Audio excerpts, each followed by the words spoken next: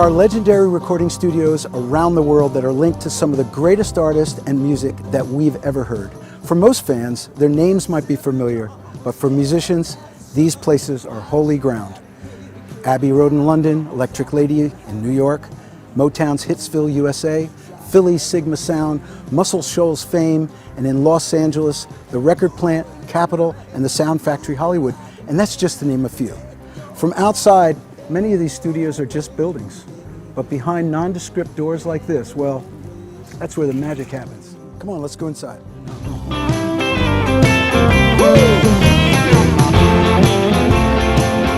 This is RCA Studio A in the heart of Nashville's Music Row. Built in 1964 by Chet Atkins along with Owen and Harold Bradley, it was added to the National Register of Historic Places in 2016 and has hosted recording sessions with legends like Dolly Parton, Leon Russell, B.B. King, Tony Bennett, Joe Cocker, Waylon Jennings, and even the Beach Boys. Now this studio is the home to one of America's top record producers, multiple Grammy Award winner, Dave Cobb. Well, Dave, thanks very much for having us in this incredible historic studio. And I know that music is really just vibrations in the air and space. And this space has got a lot of vibes. A lot of ghosts. Happy ghosts. Yeah. So that's my question for you. Do you believe in ghosts? I saw a ghost when I was a kid. You did? Yeah, I saw a ghost when I was a kid in Savannah. Yeah, I believe in ghosts. I'm scared of everything, man. What about the ghost of music past, the ghost of records past? There was this amazing lady, Brandi Carlile, was doing research on the studio before I moved in, and so she's got all these incredible pictures and details of who did what here and when, and there were more parties here than there were sessions, I think. So I think whatever ghosts are here are happy ghosts, and they like to party. You know, I notice I come in here sometimes and there's tequila missing from the bottle. So, you know, hey, you never know, right? Yeah, party ghosts in true music tradition, right? Yeah. Well, I know you're a real student of record making, and so let's talk about some of the tools of the trade that are all around us in this room. Like, for instance, I know you've got multiple drum kits, you've got amps. Just give us a general idea what you got going over there. Well, honestly, it's all for show. I don't use anything here. No, it's fun. I always, I like equipment. I like guitars. I like drums because they get you excited. You know, every time you play a new drum, it's a new sound you haven't heard, and so it makes you creative and hopefully come up with a song. But I mean, honestly, we could do without half the junk that's around, but it's still fun to look at it, Yeah. But do you actually have artists who will come in and request a certain kit or a certain sound? Yeah. I mean, if anybody's really particular, they probably bring their own thing. But, I love so many eras of music. I love music from the 50s and 60s and 70s, 80s and 90s. Some not so much from the 90s. Some from the 2000s. And it's fun because you're able to have that particular instrument that fit in that sound. The only way to really get some of these sounds is to actually have some of the stuff they use. So you have a drum set tuned to the 50s sound, and one to the 60s, and one to the 70s dry soul thing. So it's fun. It's just it's easy to navigate and kind of get what's in your head out when you have things that emulate that. Yeah, cool. Well, let's see. How much your sound? You call your sound the low country sound. I don't know why. I like it. I'm from low country, but I don't know what that means. It just sounds cool. But how much of that sound or your sound is dependent on the room or perhaps the way you set this room up? Because it's for a recording studio, it's in an old school, large room style. Yeah, I mean, I never really officially called it low country, but there is something that always resonates in my head. I mean, growing up, I grew up Pentecostal, and so everyone in that world learns in church. You learn from, my aunt was the piano player, my uncle was the bass and guitar player, and my grandmother was a singer. So you kind of get thrown into church, and I think you're always, no matter how far you go away from it, you hear the sound of that, the moss hanging on the trees. You hear the influence of all the cultures of the world coming to this area and making what is rock and roll, what is soul, what is country and bluegrass and folk and jazz. It all seems to permeate from the South. And so I think even if I'm making an electronic David Bowie sounding record, I still hear soul music, So it's my favorite. It's all coming from right here, right? Yeah, country. I'm always, even when I'm making country records, I'm hearing soul music in my head. you Well, know, because there's something to it. all great music. That's where it emanates from. It emanates from the soul. We've got a song festival coming up on Nugs TV, and I know that you've had the good fortune to be working with a lot of great songwriters. Yeah.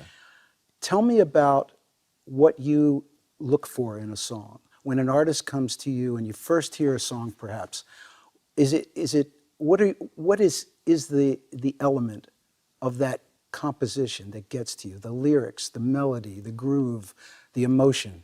I'm gonna live something that I learned from John Prine, who's in my opinion, one of the best songwriters that ever walked the planet. When I was talking to John about doing a record, we talked about influences, and I mentioned, Sam Phillips, who did Sun Studio in Memphis, who recorded Elvis and Johnny Cash and all these people, and I mentioned, other legendary producers. But when I said Sam Phillips, like, oh, I made a record with Sam. And he told me, Sam did not care what the lyrics were until it felt right, until the music was speaking, until it had the right groove or whatever.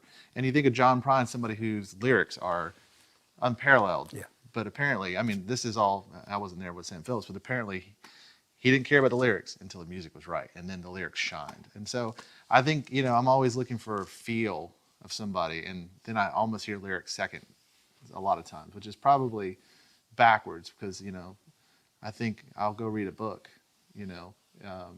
as opposed to hearing a song. I want it to all be. I want the song to have a soul and support and make the singer bigger and more powerful and make the lyrics more pointed. Often when you get into somebody's song, you can quarterly really pull the lyrics out more and really make them hurt. And so I'm always looking for that connection to making the lyric really affect you instead of just being a great lyric, if that makes any sense at all.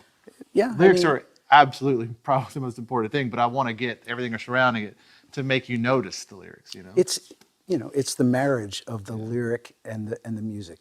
Does the lyric feels like it belongs with that music, or is the music supporting that lyric, in the right kind of way? It's all my favorite songs always feels like they just, they're like this, the music and the lyrics just seem to go like this. That's what it's all about. The song like, Hallelujah by Leonard Cohen, the musical match to that makes the lyrics just shine. Yeah. And it really affects you, the way the chords move and raise and get bigger and evolve, and it's almost a bit operatic, even though it's not. That makes the lyrics work for me. You know what I mean? So. Well, you're obviously, as I said earlier, you're a student of the record-making process. And, as a great producer, I'm sure there's a lot of young kids out there who are making records today who look up to you because of the great success you've had. But who were your mentors, and especially from a record production standpoint? A record producer, Jimmy Miller, the guy who did, he produced the Stones, I think from Let It Bleed all the way to Exile. And that's a great example because the Stones were absolutely one of the best bands in the world prior to Jimmy Miller. But when they got him, they got the swagger. All of a sudden, he was in there. He was in the room playing percussion and guiding the feel. And the Stones, that period of Stones are my favorite era. It's just so much. You had the songs and you had the swagger. They seemed to change the sound completely when he came around. I like that, but he didn't put his sound on them. He just bought the kind of the grease out of them, in a way. And I love him. Obviously, George Martin, who did Beatles records. There's a lot of Chet Atkins, who built the studio. I mean, he was somebody who seemed to tap into something that no one else was doing with the beginning of Countrypolitan sound, with influencing what was going on with Sinatra and Dean Martin and bringing it here to Nashville. I think I love landscape stuff, and he seemed to kind of make that happen. He kind of saw into the records, I guess. Well, you had told me earlier that you like to be on the floor playing. Yeah. You like to be part of the rhythm section in the making of the record. You're not just sitting in the control room observing it, as a third party. And my guess is that Chet Atkins was probably similar. I mean, being the amazing guitar player he was. I'd be scared to pull a guitar out around Chet Atkins. Right, but nevertheless. Yeah, he was a musician. He understood exactly. How to get the feeling right. He understood what the people in the other room were doing and understood how to tell them to bring the best out of them. So Right. But it being on the floor, it's sometimes it's I may just play a shaker going down. A lot of times I play guitar, and it's really you get the feel, because I think when the feel is right, you know it, and I think you know it more when you're actually part of it, as opposed to sitting on the other side. Right, and so in a sense, if you're out here on the floor playing with the rhythm section, cutting the track, you're relying and counting on your engineer to get the sounds, or you've Yeah. already you've probably got the sounds first when the band was Sometimes, kind yeah, of working sometimes. I things mean, I out, do work right? with a lot of people that are really talented. That you know, it'd be a farce to say I do everything. You know, it's great to work with a great engineer that you trust and you know they're going to Sure. make it sound great. But sometimes I engineer the records and sometimes I mix the records. But my favorite part of record making is actually the song development and being here on the floor, getting the initial take. Yeah. Because the rest of it's just icing. Everything's icing. If you get the perfect drums and the perfect bass and perfect vocal, I mean, the rest of it is just fun. You had also mentioned to me on one of our casual conversations that you rely a lot on your family of musicians, your family of Yeah. players that you bring in, where you can, and we're so lucky here in Nashville because Best musicians we in have the an world, yeah. embarrassment of riches when it comes Absolutely. to choosing. Vince Gill told me one time that producing a record in Nashville can be sometimes compared to being a director of a movie. You're casting the players. You get the right drummer, the right bass player, because Lord knows there's a million drummers and a million guitar players, and they're all good. Yeah. But just the right people. Now, you probably have a little musical family you draw from, right? I do. It's funny, the main guys I use, and I give a lot of props to this drummer, Chris Powell, that I've been working with for years, and then a bass player named Brian Allen. We started working together in California, and they moved here, so I had to move. It's like I lost my musical family, so we Right. all moved here to kind of keep making records. And those guys are great because they never mess up. And they never blow a vocal, because I hate recording vocals as an overdub. I hate it. I think I detest it. I mean, it happens sometimes because it needs to for a song, but there's nothing like getting a vocal going down live with the band. And I don't think the band is more important than the vocal. So, a lot of times people make records where they make it an assembly line. You do the drums, and you do the bass, and you do the guitar. At the end of it, you put the most important part, which makes no sense, because I feel like the vocal is the most important part. So getting that going down live, and everyone, when the singer gets loud, they get loud. When the singer gets quiet, they get loud. Get quiet. Yeah. So it makes the track just melt together, as opposed to the other way around. So by having these great players, I know I'm not going to miss a vocal. So you have your vocalist laying down a really emotionally charged, Yeah. great performance, and you know that the people who are They're not gonna supporting screw them up. are going to be there for them. Yeah, they're not going to screw up. They're not going to blow it. They're not going to, Yeah. do something silly and screw up a take or hit a bad note. I mean, the Right. singer can feel comfortable knowing Right. they don't really have to worry because the band's going to be there for them. In fact, let's talk about great singers. Let's talk about great songs. Can you talk a little bit about what it was like when Brandi Carlile walked into the studio and played you her song, "The Joke"? Well, it actually didn't happen like that at all. Then tell us about it. We had started making "By the Way I Forgive You," and she bought in the whole record. It was incredible songs. And I had said something to her, as we're making the record. I was co-producing it with this guy, Shooter Jennings, a dear friend of mine, and I said, I don't know if we have the moment yet. I don't know if we have that vocal moment, because she's one of the best singers on the planet. I mean, just an amazing, amazing singer. And she's like, "What do you mean?" I was like, "Well, you have this song called The Story, and the vocal. I remember, flipping channels, and I saw her on Austin City Limits, and I stopped dead in my tracks because it's so powerful. The vocal on that, the performance is so powerful." And I said, I feel like we need the song that really allows you to really take advantage of the power you have, and just the right song. And I remember her looking at me. She's like, "What are you talking about? This is ridiculous. We've got the record's great." I was like, "Yeah, the record's great, but can we try it?" And so I think she got really mad at me. I don't think she didn't really tell me to my face that she was mad at me that day, but she told me later that she went home to her wife Catherine, and she said, "Dave Cobb says I haven't done anything, vocally as good as The Story, since The Story." And apparently her wife said, "Let's be honest," and she's like, "God," kind of mad about it all. And she came back the next day, and I played her Elvis the Trilogy, which I think is one of the best songs of all time. And that song has everything. If anybody would take time and listen to it, it has every emotion. It comes down, it gets really powerful, it gets operatic. It's a brilliant song. And we pulled out guitars and started playing a little bit and coming up with a chord structure and kind of the lead line at the top. And she went to write the lyrics herself. And that's how that song she came back with the most amazing lyrics ever, and just seemed to all melt together, and just a big vocal moment, and that's how that one happened. It was definitely, you know, try not to get shot telling somebody how talented they are. And she came back and she over-delivered with that song, and it became the song. Well, I guess in a sense you creatively challenged her and she rose to the occasion. Yeah, she'll rise to every occasion. She's She's just an strong. absolute monster singer and monster writer, and just came and over-delivered. Well, in every way. they're the moments you live for in the studio, right? Yeah. I mean, that's, you know, Well- it's few and far between, but, you know, when it happens, it's magical. Yeah, it was truly magical to see that one all come together, you know. When did you know, and continuing on with that song, when did you know that you wanted to try a string arrangement?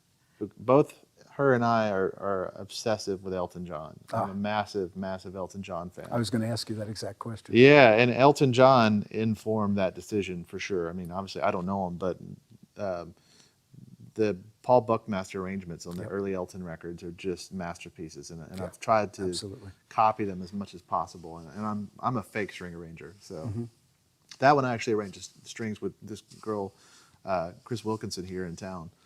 But Paul Buckmaster came in on that record and arranged the other strings. He It was did. amazing to see your hero at work, you know, and terrifying, because I'm terrified of him. Did he come to Nashville He to came work to with you Nashville here? and recorded strings here.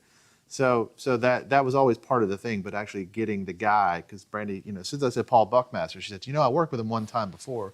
Picks up the phone, he's here in Nashville recording strings, and it's just absolutely overwhelming and intimidating. So, and to get to see his mental process and how he puts it all together was something that I think I'll probably steal for the rest of my life, you know. Well, it's a here again a perfect marriage of production and that great song too. So, I am a huge fan, and I've been a fan of Chris Stapleton ever since the Steel Drivers. How did your work with him evolve? How did you guys meet, and when did you start working together? I was still living in Los Angeles, and a band I work with, a band named Rival Sons, the singer Jay Buchanan is just an incredible, incredible singer, one of my favorite singers, and he showed me Chris Stapleton singing with Steel Drivers on an iPhone. And it just jumped out of the iPhone. I was like, who is that? Yeah. And this is many years before I met him. And you know, when I came to Nashville, that was that was on my agenda. It's like, I got to find a way to meet that guy and make a record. And I met him casually at a guitar shop here. And I remember being right next to him. I was like, are you Chris Stapleton? He's like, yep. I was like, nice to meet you, and walked away. You know, kind of scared of the guy, you know. And he had heard the Sturgill Simpson Meta Modern record that I'd worked on, and had his manager reach out. And we did a couple songs just to see how it went, and we struck it off, you know. He had all the same interests I had, and we were both, you know, guitar nerds and into old stuff, and we just hit it off, and we started to make what would become Traveler as an experiment, and the label fortunately liked it and let us keep going, and kind of that's the rest. We've been making records together ever since. Yeah, I mean, I saw Chris around town working with a few other producers after the Steel Drivers, trying to find himself, you know, as a solo artist. And obviously, you know, you guys clicked. And it must be a great experience to be behind the board or sitting out here with your guitar. We're out here when he's singing. Well, he's one of those guys that he really knows his voice, and he really knows who he is, and he really knows when to record something. I mean, those sessions, he's really leading a lot of it. He comes in here, and you know, we'll get here at noon and goof off and order lunch and tell jokes and play on eBay, and I mean, and then, you know, order dinner and maybe have, you know, whiskey or something like that, and not start recording till 9 o'clock, even though we've been here all day. But the moment he opens his mouth, he knows it's the right time. Yeah, he knows when his And voice and opens. he knows when he's ready, and Yeah. you're guaranteed to get it in about 1 or 2 takes. And those records are completely live. His vocals are completely live. Ah. There is no, let's fix the vocal.